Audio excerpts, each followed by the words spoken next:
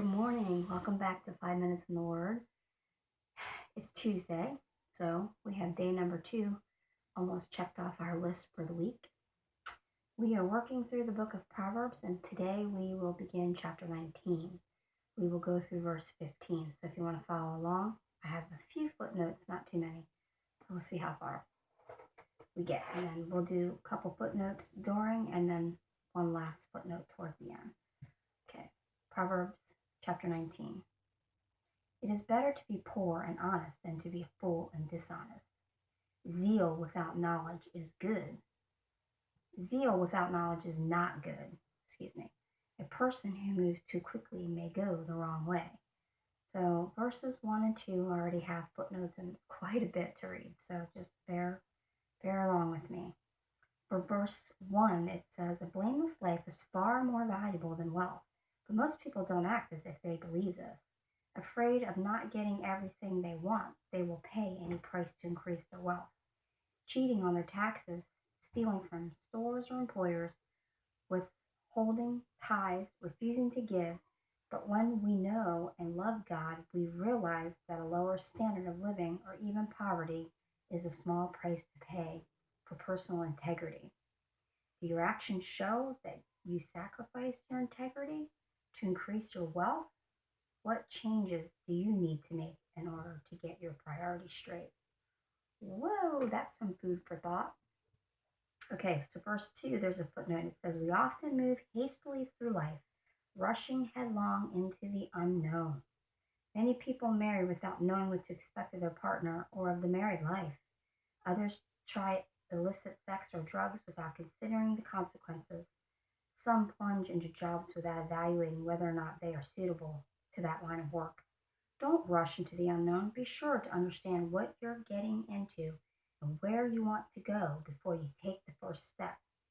And if it seems unknown, be sure you are following God.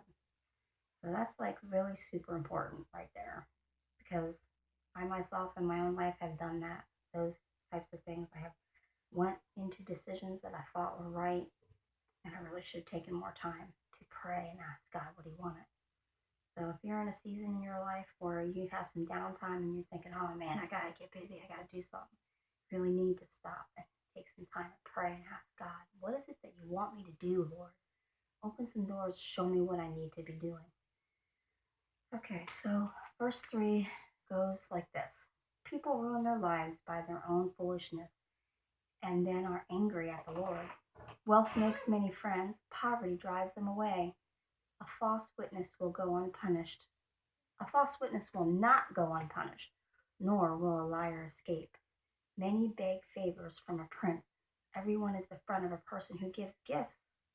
If the relatives of the poor despise them, how much more will their friends avoid them? The poor call after them, but they are gone. Verse 8, to acquire wisdom is to love oneself. People who cherish understanding will prosper.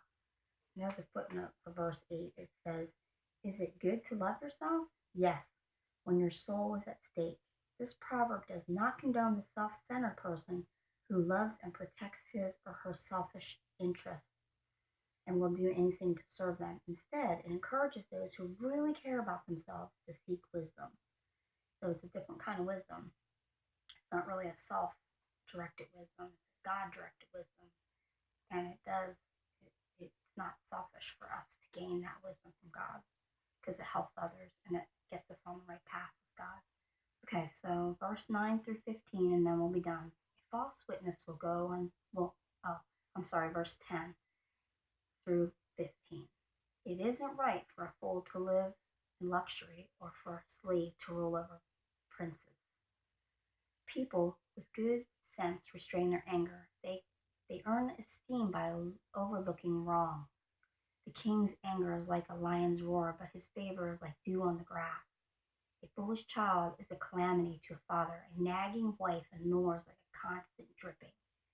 Parents can provide their sons with an inheritance of houses and wealth, but only the Lord can give an understanding wife.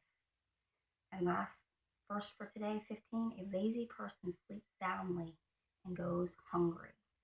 So I think here all these verses are just directing us back into what we've already learned about character, about God's character, about what good things to put in our lives so that we can bring out the good things that God wants us to lead our paths with.